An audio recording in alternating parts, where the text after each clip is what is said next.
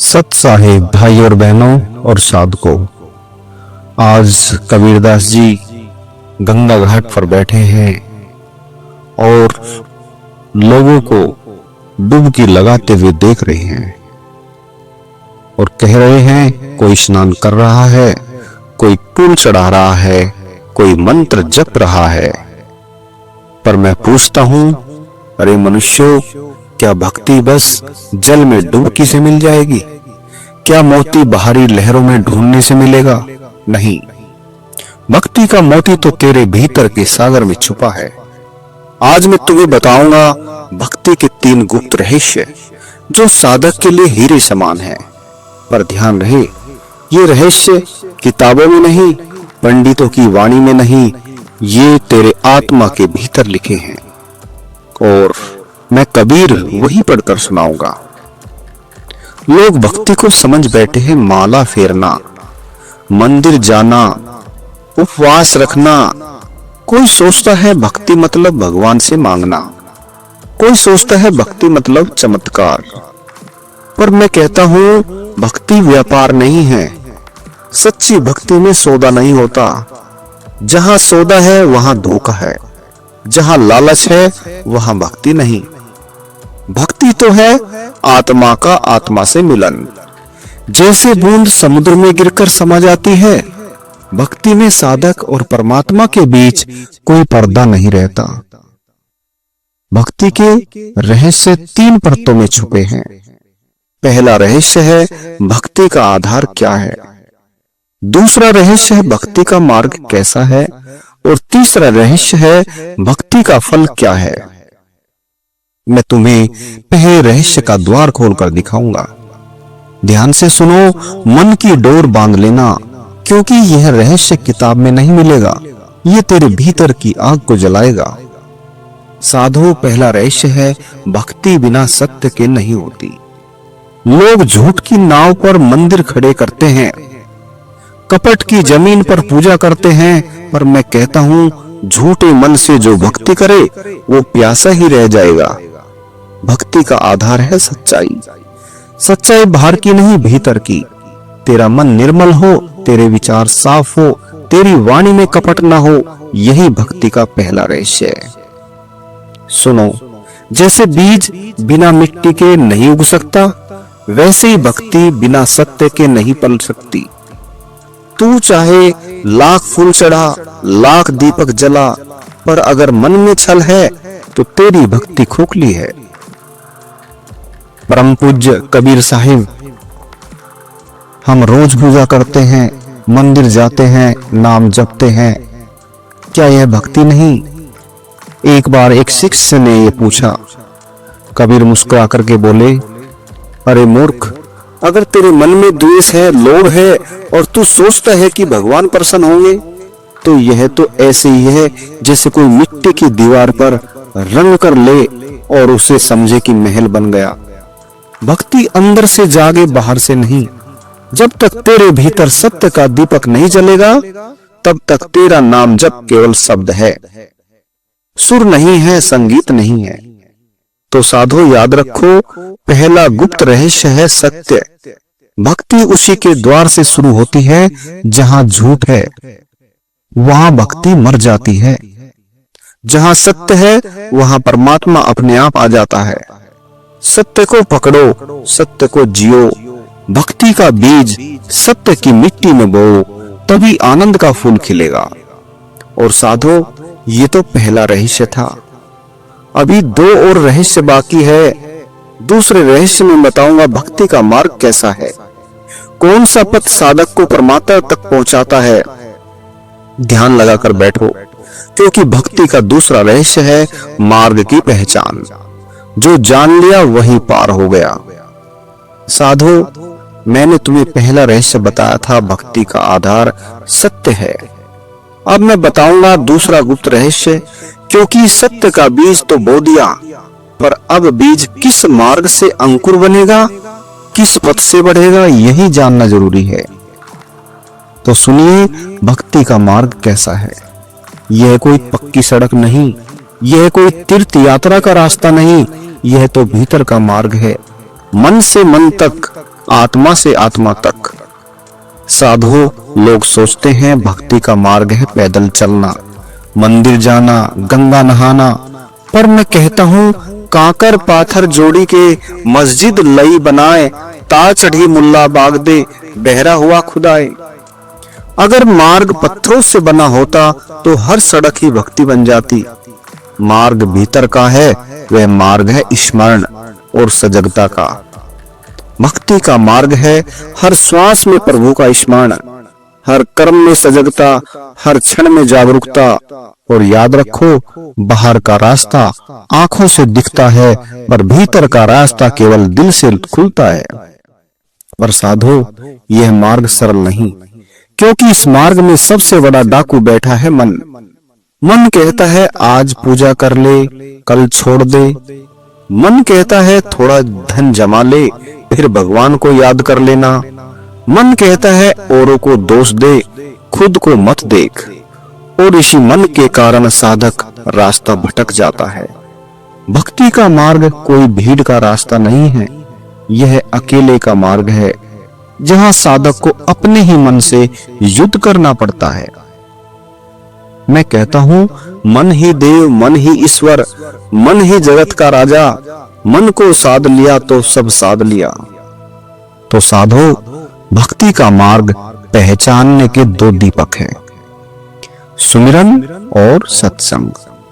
सुमिरन का अर्थ है हर सांस के साथ नाम का जाप।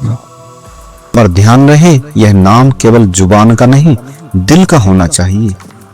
जब नाम भीतर गूंजेगा तभी मार्ग पर प्रकाश होगा। और सत्संग, सत्संग मतलब किसी महल में बैठना नहीं, सत्संग मतलब सत्य के संग रहना। सत्संग वह है जहां तेरे भीतर का अंधेरा टूटे, जहां तेरी झूठी मान्यताएं जलकर राख हो जाए, जहां तू खुद को देख सके। यही मार्ग है सुमिरन और सत्संग से बना हुआ। यह मार्ग अंदर का दीपक जलाता है। एक शिष्य ने पूछा, गुरुदेव, भक्ति का मार्ग तो आपने बता दिया, पर यह भीतर की यात्रा हमें कैसे शुरू करनी है? हम तो बार बार गिर जाते हैं। कबीर बोले, अरे भोले साधक, गिरना ही तो तेरी साधना है। हर बार गिरकर उठना यही यात्रा है। मार्ग पर चलने का पहला कदम है अहंकार छोड़ना। जब तक तू कहेगा मैं करता हूं, तब तक तू भटकेगा। मार्ग तभी खुलेगा जब तू कहेगा मैं कुछ नहीं, सब तू है। याद रखो, मार्ग पर न पैर चलते हैं न हाथ पकड़ते हैं, यह मार्ग तो आत्मा खुद चलती है। तू बस समर्पण कर, बाकी परमात्मा का काम है। तो साधो, दूसरा रहस्य यही है, भक्ति का मार्ग भीतर की यात्रा है। यह मार्ग बाहर की भीड़ में नहीं, यह मार्ग मन की शांति में है। यह मार्ग साधक को सजग करता है, भीतर से जगाता है। मार्ग पहचान लिया तो यात्रा शुरू हो गई। अब तीसरा रहस्य बाकी है, वह रहस्य है भक्ति का फल। भक्ति से साधक को क्या मिलता है, उसका जीवन कैसे बदलता है, परमात्मा कैसे प्रकट होता है, मैं तुम्हें बताऊंगा। ध्यान रखना साधो, आधार सत्य है, मार्ग सजगता है। और अब अगली बार मैं तुम्हें बता रहा हूं भक्ति का अमृत फल क्या है। साधु, तुमने पहले रहस्य को समझा, भक्ति का आधार सत्य है। फिर आपने जाना दूसरा रहस्य की भक्ति का मार्ग भीतर की यात्रा है। और अब मैं खोलूंगा तीसरा और अंतिम रहस्य। सुनिए, भक्ति का फल क्या है, साधक को क्या प्राप्त होता है? क्या सोना चांदी, क्या सिद्धि चमत्कार, क्या स्वर्ग की कुंजी? नहीं, भक्ति का फल तो इससे कहीं ऊंचा है, कहीं गहरा है। भक्ति का फल है आत्मा का परमात्मा से मिलन। जैसे नदी समुद्र में मिल जाती है और अपना अलग अस्तित्व खो देती है, जैसे दीपक की लो सूर्य की रोशनी में समा जाती है। साधु, जब भक्ति परिपक्व होती है तो साधक और परमात्मा के बीच कोई दूरी नहीं रहती। भक्त कहता है मैं नहीं, केवल तू है, और उसी क्षण साधक को अनंत शांति मिलती है। भक्ति का फल यह नहीं कि तुझे ताज मिलेगा, भक्ति का फल यह है तेरे मन का बोझ उतर जाएगा। तो देखो साधकों, जब भक्ति हृदय में जागती है तो साधक का जीवन बदल जाता है। वह क्रोध को क्षमा में बदल देता है, वह लोभ को दया में बदल देता है, वह मोह को प्रेम में बदल देता है। भक्ति का फल है परिवर्तन। भक्ति साधक को भीतर से पवित्र करती है। उसके विचार बदलते हैं, उसके कर्म बदलते हैं, उसका व्यवहार बदल जाता है। लोग सोचते हैं भक्ति करने से स्वर्ग मिलेगा, पर मैं कहता हूं जहां भक्ति है वहीं स्वर्ग है, जहां भक्ति नहीं वहां नरक है। भक्ति का फल बाहर कहीं नहीं, तेरे जीते जी भीतर प्रकट होता है। एक शिष्य पूछता है, गुरुदेव अगर भक्ति का फल परमात्मा से मिलन है तो क्या यह केवल मृत्यु के बाद मिलता है? कबीर साहब मुस्कुराकर बोले, अरे अज्ञानी, क्या तू सोचता है कि परमात्मा मरने के बाद मिलेगा? नहीं, परमात्मा तो अभी यही है। भक्ति का फल मृत्यु के बाद नहीं, जीते जी मिलता है। भक्ति करने वाला साधक जीते जी मुक्त हो जाता है।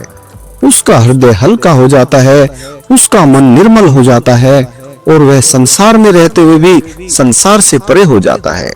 यही है सच्चा फल, जीवन में ही परमात्मा का अनुभव। तो साधो, भक्ति का फल शब्दों में नहीं बताया जा सकता। जैसे गुड़ खाने वाला ही उसकी मिठास जानता है, वैसे ही भक्ति करने वाला ही उस आनंद को जानता है। जब साधक के भीतर नाम गूंजता है, जब उसकी आंखें भीतर की रोशनी देखती है, जब उसका हृदय परमात्मा के प्रेम से भर जाता है, तो वह कह उठता है, अब मैं नहीं, केवल तू है। यही है भक्ति का परम फल, अद्वैत का अनुभव, जहां साधक और भगवान एक हो जाते हैं, जैसे बूंद सागर में समा जाती है। तो साधो, मैंने आपको बताया तीसरा रहस्य, भक्ति का फल। याद रखो, भक्ति का पहला रहस्य है सत्य, दूसरा रहस्य है भीतर का मार्ग और भक्ति का तीसरा रहस्य है परमात्मा से मिलन का फल।